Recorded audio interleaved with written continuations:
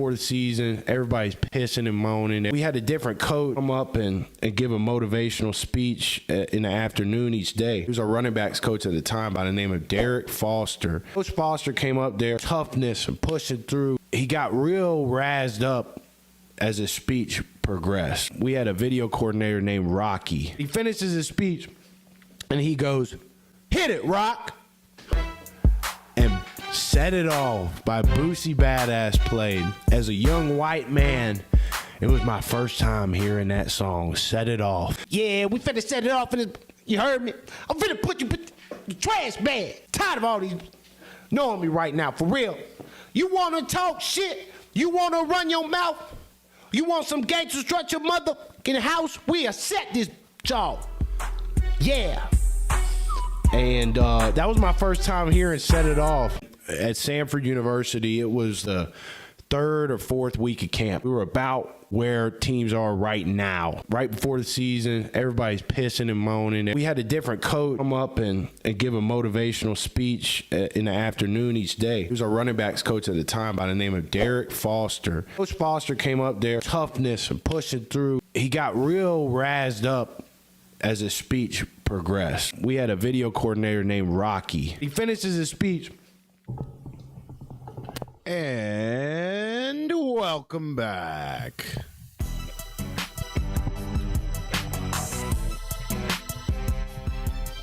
You guys know what we're talking about today, man. Unbelievable. Mike Tomlin out as head coach of the Pittsburgh Steelers. That makes 3 job openings in the AFC North. Who's the last man standing? You guys got a guess on who the last coach standing in the AFC North is? It's Zach Taylor and the 6-11 Cincinnati Bengals. Unbelievable. Absolutely inexcusable. And I might just spend the whole episode ranting about that. Pretty stale college sports headlines, at least for the time being. We got the national championship coming up in 6 days' time. We got people talking about mock drafts. We got people talking about transfer portal. But the main headline, like I just said, Mike Tomlin apparently stepped down as head coach of the Pittsburgh Steelers, was booed for the majority of the fourth quarter last night. Steelers got run out of the building. You'd have to think, if that game last night between the Texans and the Steelers was competitive in any way, that maybe Mike T is not in this spot. Mike T will go down as one of the best coaches in the history of the league. I mean, the Steelers owner said it in the letter today that 19 seasons, never dipping below 500, never a losing record in 19 seasons. I don't think that's ever going to be done again. And it's shocking. This is part of why I love having a late show, because no other show picked this up. This came up. This happened. Maybe McAfee was live when I know the news popped at about noon here in Arizona. This is what I love about having a late show. We get to cover things that happen in the late morning, early to late afternoon. And it doesn't shock me at all. The Mike Tomlin firing does not shock me at all. What shocks me is that there's now 3 job openings in the AFC North, even if you didn't tell me the record of each team in the AFC North this year. even if I had no idea what the records were, and you told me there's going to be 3 job openings in the AFC North, which ones would they be? There's no way you're taking Zach Taylor. Like, what world do we live in? On top of that, the Bengals have disgustingly underachieved the last 2 seasons, really the last 3. You got 3 of the best offensive players in football, and you go 6-11. And he's the only guy in the AFC North that keeps his job. We're seeing this time and time again. This is feeling like a common trend in college football and some of the decrepit organizations in pro football. What they are failing to do is change with the times. Like it or not, the coaching carousel in college was hot for a reason. The coaching carousel in pro football right now is hot for a reason. People have more access to information than they ever have before. We wouldn't have a show if you couldn't just prop an iPhone camera up and get a mic hot. There's more people covering the game than ever.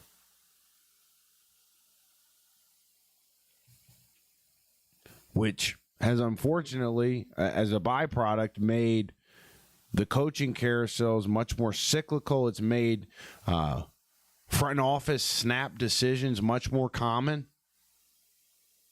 I think the writing was on the wall for Mike T. Every Steelers fan on the internet has wanted him out since the beginning of the year.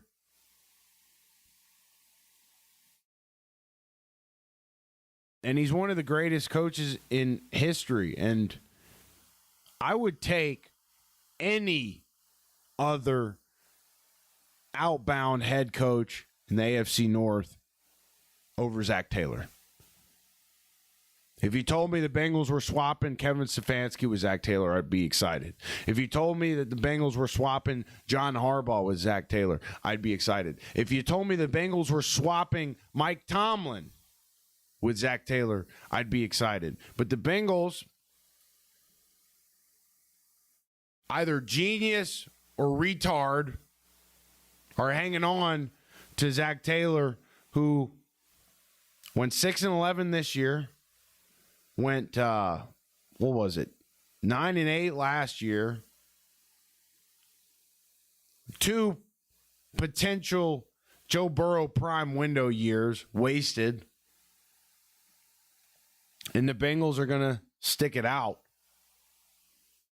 with Zach Taylor, the only NFL team to retain, AFC North team to retain their head coach after this season. It was a brutal season in the AFC North. Let's be completely honest. I was coming on this show talk about how the AFC North was the best division of football before the year. Culturally, I think it is.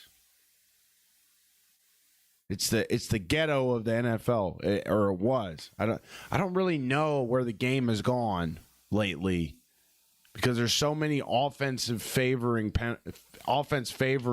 referees out there that don't allow defensive players to play physical anymore. But it's absolutely baffling. It's absolutely mind-numbing to me. I still haven't unpacked it completely. The fact that Mike Tomlin stepped down. You could see the writing on the wall. I mean, last night's game to cap off Wildcard Weekend was by far the least competitive game of the slate. Pittsburgh was just flat. Houston Texans, I really think the Houston Texans could go all the way. I really do, with their defense. Defense wins championships, guys. Physicality wins championships. It's football. It's what we love about it. And the only current head coach in the AFC North Division is Zach Taylor with a 52-63 career record. 52 wins, 63 losses. Absolutely below average, mediocre.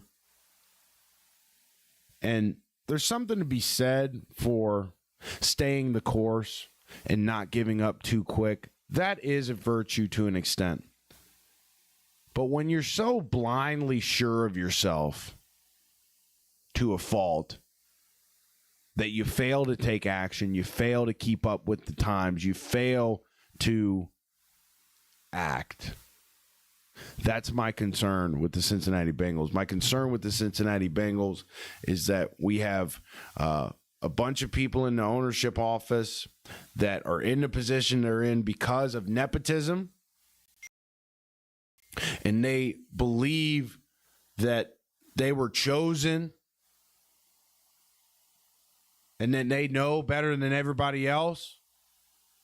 They don't listen to the criticism. They don't listen to what the fans want, the city wants. Part of why Mike Tomlin stepped down today, and that's what the reports are saying, is that he did step down, resign.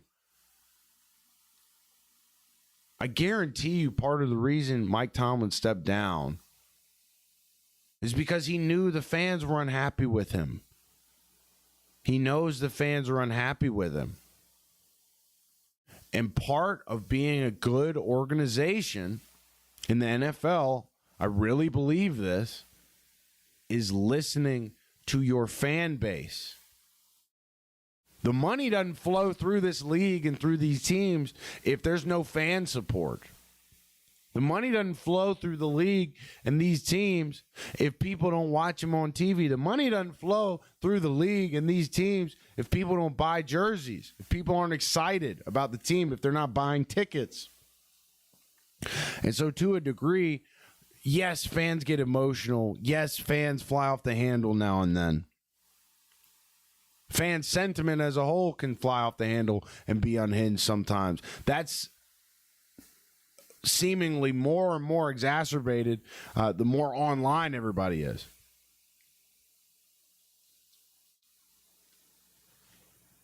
But to some extent, as an NFL organization, you have to listen to the fans, and that's part of why I believe Mike Tomlin stepped down. It's been a heck of a career for him, and it just hasn't gone well in recent memory.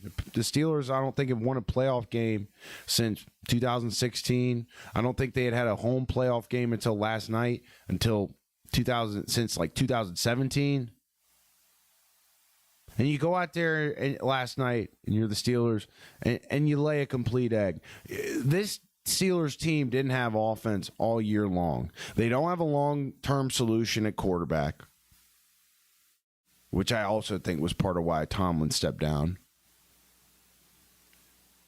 Their offense continuously failed to create explosive plays. And their defense, who they paid $170 million a year, this was the narrative at the beginning of the season, grossly underachieved. We can say that with confidence now that their season is over. The defense, everybody was very excited about it going into the year, and then when they didn't produce 4 to 6 games into the year, you had every Pittsburgh Steelers fan and their mother calling for Coach Tomlin's head. You've even had Pittsburgh Steelers fans calling for his job before the year started. They've been doing this a long, long time. You have Twitter accounts with Fire Tomlin as the name. I see that time and time again on pro football Twitter. And we talked about this yesterday, guys. We talked about the difference that coaching made for the 49ers in their wild card game against Philadelphia on Sunday. We talked about the difference that coaching made. We talked about how important it is to have good coaching in the NFL. And yet the Bengals, who have underachieved more than any team in football, I'd argue, the last 2 years, they are the only organization to retain their whole coaching staff. Not a single change was made. Philadelphia fired OC Kevin Patullo today, or Joe Patullo, whatever the hell his name is. They fire their OC. The Bengals are changing no aspect, no part of their coaching staff. Everything next year will be the same. Two dudes with Lombardis and a two-time coach of the year out in the AFC North, and Zach Taylor remains. This ownership group does not care. Or they're complete geniuses, and we'll see it all play out in real time. I mean, I really don't know what to make of it at this point. Either the Bengals ownership group knows something I don't,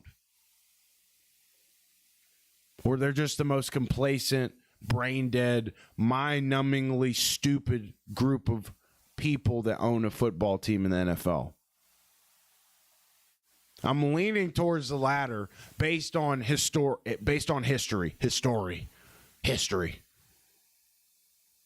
Overall losing record in the history of the franchise.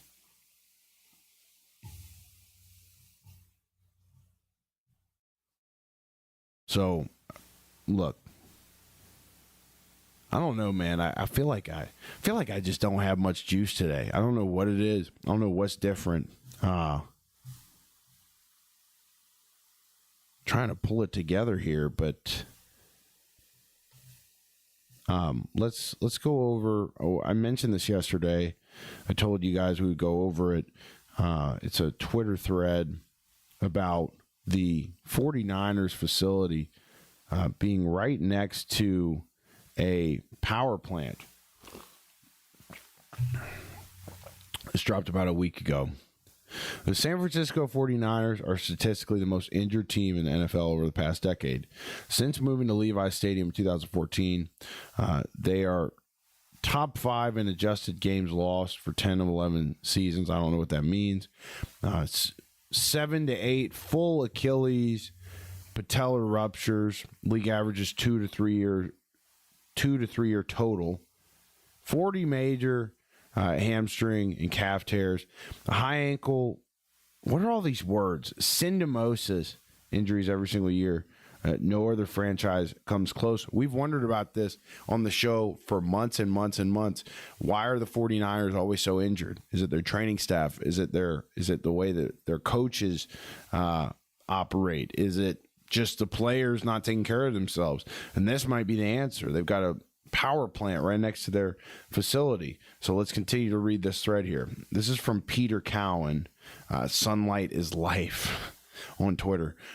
Sounds like an expert on this. None of the usual explanations, turf, scheme, bad luck, hold up. Only one variable is unique, and the players know it in their guts. In early 2025, retired guard John Feliciano let it slip.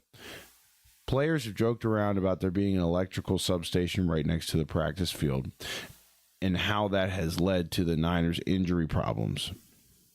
So this guy went to the 49ers practice field with a Gauss meter. I don't know what the hell a Gauss meter is, but it measures something.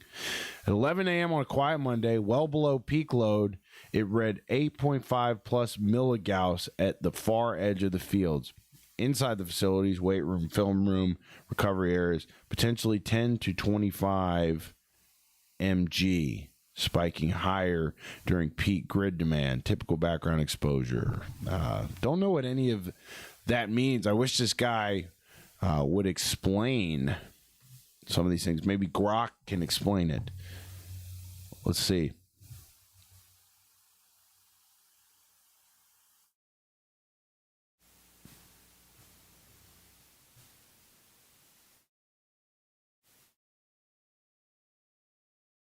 And it does not help me at all. Chronic ELF exposure is degrading the collagen integrity in the player's tendons, ligaments, and muscle tendon junctions. The damage is subtle until a routine cut or block ends in a catastrophic rupture. The injury pattern matches the biological fingerprint of prolonged ELF exposure documented in peer-reviewed research. Why hasn't anyone investigated? The 49ers asked PG&E or any engineer, they'd hear it's perfectly safe. Federal guidelines only recognize harm from EMFs when it causes measurable heating. These guidelines were written last century and ignore thousands of peer-reviewed studies on non-thermal biological effects. The explanation lies in a part of physics the guidelines never considered, and it starts with the mitochondria. Okay. Let's look further. The 49ers spend days on end in their facilities under elevated magnetic fields, levels thousands of studies linked to biological effects, yet officials say it's perfectly safe because they only look for heating.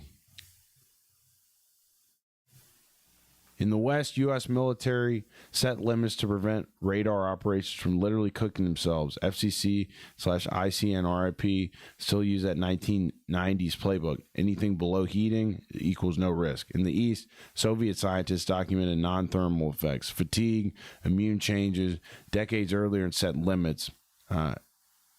Okay.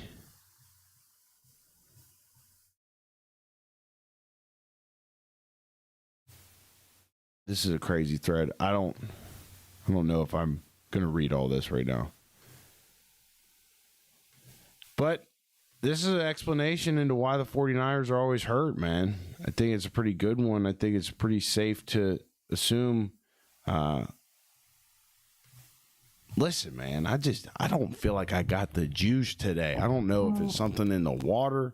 I don't know if I need to pull the mic out of the damn holster and kind of just make it more casual style. I'm not quite sure what needs to be done. I mean, there's not much to talk about with the wild card game last night. It was a complete ass whipping. Okay, Mike Tomlin steps down. I mean, I've ranted about the Bengals enough. The first thing I thought when I saw Mike Tomlin was fired was every single event that occurs in the NFL right now makes Mike Brown and the Bengals look worse. You have a coach that is 52-63, mediocre, abysmal. Doesn't mean the revenue sharing check stops from the NFL. Doesn't mean people won't buy jerseys. I wish people would boycott the Bengals, man. It'll never work because not everybody will get on board. I still support this team. I still support this city. I'm not a fair weather fan. I know that this team and this city can be good. We just have to give them time. Jamar Chase is a great receiver. Shut the fuck up. Shut up. Coming at me with that bullshit. I mean, who would guess that three coaching jobs in AFC North will be vacant at the end of the year? Who's the last man standing? At 6-11, with three of the best players in all of pro football. Not just offensive players, three of the best players. You go 6-11. Year before that, 9-8. Missed the playoffs. How many years do players have in their prime? How many years do guys like Joe Burrow have? It's limited. Somebody asked de facto general manager. The fact that I even have to explain somebody's role in an organization. Like, these people that run the Bengals literally think that they're so special that they can come up with titles for people like de facto GM. Another guy who hasn't earned where he's at. And listen, I watched Duke Tobin's press conference from Friday. I thought some of his thoughts and responses were valid and thoughtful and well said. But we're just sugarcoating everything. At the end of the day, we're just sugarcoating everything. They asked him, they said, do you feel like we're wasting years of Joe Burrow's prime window? And his response was, well, it's the Bengals. Can you believe he said that? What a soundbite. He started off his answer with, well, it's the Bengals. You're damn fucking A right it is. I'm not supposed to say the F word more than once per episode. So the Bengals would be the group to bring it up out of me. He said, well, it's the Bengals, and we expect nothing short of championships year in and year out. A lot of high-level responses from the de facto general manager, Duke Tobin, of the Bengals. Again, I got to explain who somebody is in a critical position in my pro football team. I got to explain what his job title is to you guys each time I bring him up, because it's that ambiguous, it's that unclear, and that's exactly what most of Duke Tobin's answers were. Like I said, I thought he had some thoughtful comments. I thought he had some comments that I agreed with. He talked about wanting to build the front on offense and defense, and I think that's where any general manager should start. And I was pleased to hear him say that. I was pleased to hear Duke Tobin say that he wanted to build the front. And what was funny is that he also said, not many people may think that I want to build the front, but I want to build the front. Doesn't that say something about the job you're doing, bud? I'm just curious. Doesn't that, if fans that watch the games don't think that you want to build the front, and you say you want to build the front even though fans don't think you want to build the front, obviously we're missing on more picks in the draft than not. And he brought that up too. You know, he acknowledged that they've had misses, but that they've also had people that they've hit on. I can't remember any draft picks, at least on the defensive side of the ball, that the Bengals have hit on since 2021, 2022. That's half a decade. So we're continuing to hang our hat. I mean, we're looking at nothing changing for the Bengals. We're going to waste Joe Burrow's career. If Joe Burrow's smart, he's going to request a trade, and they probably wouldn't grant him that because they're such pieces of shit. They just seem like terrible people. Like, I'm talking about the Browns, the ownership family. I've gotten to know Duke Tobin a little more. He's obviously a part of the Brown family. But I mean, yeah, guys, I feel like I just don't have the juice today. I apologize. I'm trying to come with it, and we're here. That's really all that matters. It'd be nice to have like callers or something to kind of take the load off. I love doing this, but for some reason I'm feeling a little juiceless today. I'm feeling, we don't have many people popped in today. That's fine. That's not why I do this. But yeah, it's a solo show. I mean, it's not easy to show up and do this every day. Somehow we do it. Somehow we make it work. And I thought I was gonna have more rant fuel with this Mike Tomlin firing today. 3 out of 4 coaches in the AFC North are out. And Zach Taylor, who went 6-11 this year, has an overall losing record in his 7-year career with the Bengals as the last coach standing in one of the most respected divisions in football. What does our game come to? What is my team doing? I really don't know. I got no real idea what the Bengals' plan is. And part of me wants to be contrarian to what everybody else is saying, to what every other Bengals fan is saying. Part of me wants to be contrarian and say that we have to wait.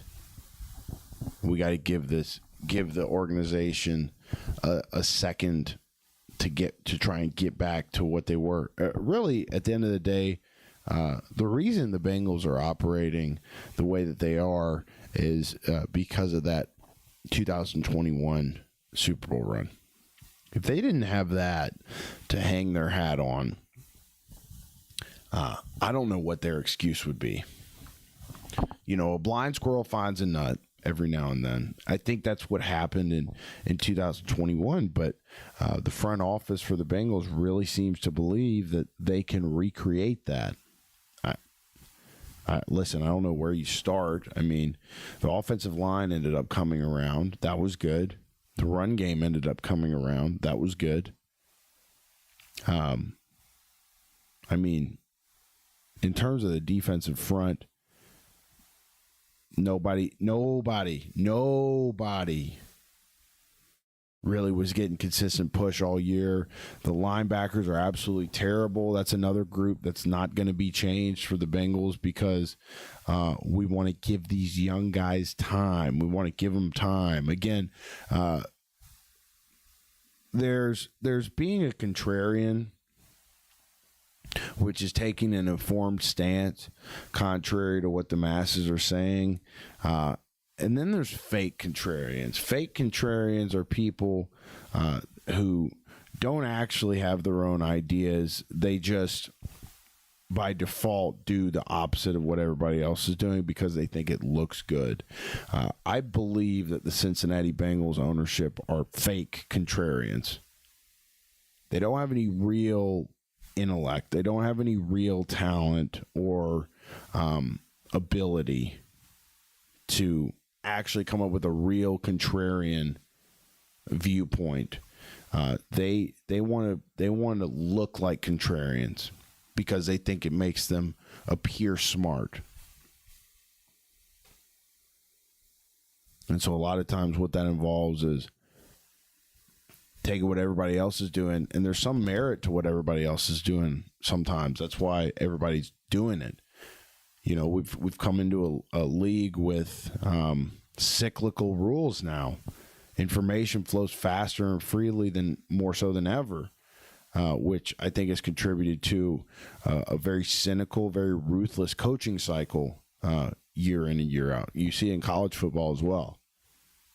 Coaches are on a shorter and shorter leash because all it takes is a couple of fans clamoring for their job online for something to go viral, something to catch fire. And I think the flow of ideas is a good thing, but I do think that it has affected the job stability of head coaches, not in Cincinnati. And we talked about the one-year turnarounds in pro football yesterday. We've talked about it ad nauseum on the show. Chicago, one-year turnaround. New England, one-year turnaround. Jacksonville, one-year turnaround. New England, Chicago are still in it. Still fighting for a championship. And those organizations turned around in 1 year. What are we doing sitting around with our thumb in our butt? Cincinnati, what are we doing? So I think what's going to happen is Carson Palmer 2.0 with Joe Burrow. They won't trade him. Even if Joe Burrow requests a trade, Cincinnati will hold him hostage because they do not. This ownership does not care about anybody but themselves and their own pockets. They do not care. I hate to say it, but I smell narcissism. I smell sociopathy. Is that a word? Even if Joe requests a trade, they won't trade him. They'll hold him hostage. They'll force him to retire. I don't see this getting fixed in Cincinnati. And I pray to God I'm wrong, by the way. I pray to God that they're actually onto something. I'm tempted to take that stance and say that they're actually onto something. But I just think it's fake contrarianism. I think the Bengals ownership group, they want to look contrarian because they think it appears smart. When in reality, they're just blindly taking the opposite stance to what everybody else is doing, which inevitably is rooted in nothing. I don't see it getting any better for Cincinnati. I see another wasted season next year. And look, it's just, It's just a disappointment, Like, you look at the Bengals organization, like, what do you think? You just think of a F up, man. You think of somebody that just finds a way, could have the best situation in the book, and they just find a way to mess it up and make it worse than when they got their hands on it. That's the Bengals for you. I knew this Mike Tomlin news would spur a Bengals rant today. I was fully planning on today being a Bengals rant day after I got the Mike Tomlin alert. The only problem with today's episode was that I've ranted about the Bengals so much on this program that I feel like I didn't have much original juice to give on the topic today.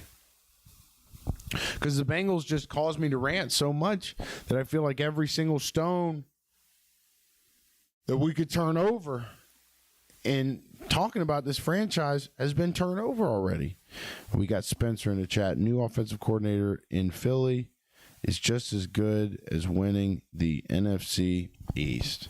Yeah, I mean, Petula, they parted ways with him. That's an example of an organization that is used to winning, that cares about winning. I'm talking about Petula being fired from as OC from Philadelphia. Philadelphia's got all the offensive pieces you could ask for, and yet their offense underachieved. So what did Philadelphia do? They made a change. They made a change. Again, for better or for worse, this league is very cyclical. We've seen teams like New England, like Jacksonville, like Chicago, turn it around in a year. And this isn't tennis. This isn't golf. These guys aren't going to be around forever. Joe Burrow is not going to be around forever. Special players aren't going to stick around forever because they physically cannot. It's the most violent game, other than fighting, that you'll find. And so, information's free flowing. Fans get unhappy faster than they used to. And you got to make changes fast. And Cincinnati just completely refuses to do that. It's unbelievable what this ownership group has gotten away with. It's unbelievable that people continue to defend the Bengals. Fans online, I see it all the time. I feel like the Bengals pay them to shill for them, because that seems like something that the Bengals ownership group would spend time on instead of actually focusing on winning. I'm not saying that's a reality. I'm just saying I wouldn't be surprised. That's how low my opinion of the Cincinnati Bengals has become. I'd rather just have a team that's bad. And they do, but I'd rather just my favorite team just be bad, and I know that they're going to be bad. But taking a Hall of Fame caliber quarterback and squandering his prime years, that's something so terrible only the Bengals could do. And I hope in a year's time I'm eating my words. I pray to God, actually, in a year's time that I'm eating my words. And I hope to God that one day I can say, you know what, I was wrong. They were right. They stayed the course and did what they had to do, despite all the criticism. But I just have a horrible feeling that what I'm saying right now is completely correct, and that we will take a guy like Joe Burrow, who has the potential to be one of the greatest quarterbacks in the history of the game, and completely squander his career. I don't know, man. It's really depressing conversation we're having here, all spurred by the Mike Tomlin news. It's just, the more I say it, the more aghast I become. 3 out of 4 head coaches in the AFC North are out. And the only one that remains is Zach Taylor, whose team went 6-11 this year with 3 of the best players in the sport on their offense. And people completely forget how horribly the Bengals underachieved in 2024 as well. And nothing was really fixed in the offseason. What happened in the 2024-25 offseason was all the focus came on Joe, Jamar, T, and Trey's contracts. And the Bengals extended them. And once they did that, they said, hey, look, hey, we did what you asked us to do. And literally all that happened in the 24 offseason for the Bengals was they paid the big money to the guys that was obvious you needed to pay big money to. It's obviously like they have some of the best players in the world. But all the attention went into those negotiations, and none of the attention went into adding key pieces on defense specifically that kept the organization largely where they were in 2024 and 25.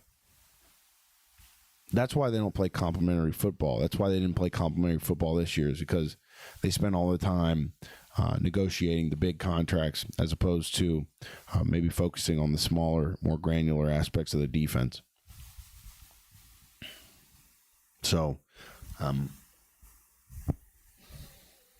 hopefully they address that this offseason. They're not going to make their scouting department any bigger. Where I stand on the Bengals right now, they're cheap. They're stuck in their ways. Their egos are too big to stop. And their egos are big for no reason, because their egos are all based on what Paul Brown did, who is dead and gone. And again, I pray to God in a year's time I watch this episode and say, wow, I was wrong. But I imagine that nothing's really going to change. And I knew the second that the Mike Tomlin resignation ticker came up on my phone today that this was going to trigger a Bengals rant, because 3 out of the 4 AFC North head coaching jobs are open, and the Bengals job is not one of them. Every single coach that is outbound from these AFC North teams, I would take and replace Zach Taylor with, without even thinking. And yet here we are. So that's the show today. I'm going to head to jiu-jitsu now. I feel like I didn't come with as much juice today. If you're new to the show and you're seeing it for the first time, we're live every day. And around 6 Eastern, we go live. This is In the Jar Football Podcast. In the Jar simply just means that we're going to hop on here. We're going to get jarred up about sports. We're going to rant a little bit and kind of try to work ourselves out of that entrapment, that mason jar, right? You know, we're miming. We're trying to get out of here by ranting ourselves out of the jar. So that's really what this show is. And urge all of you to subscribe. Really hope you enjoyed it. And again, I feel like I didn't really have the juice I wanted to have today, but we showed up. We came, and like it or not, we're here. We'll continue to be here. Continue to see, even on the outro, I'm freaking. It's just one of those days, man. Hopefully training's not like this, and go down there and get smashed. Hit the subscribe button, guys. I'm watching. You better hit the subscribe button. Man, if I didn't earn your subscription, then don't do it. But if you like what you saw, hit the button. It's real easy. We're live on all audio platforms, updated daily. And that's that. We'll see you guys tomorrow.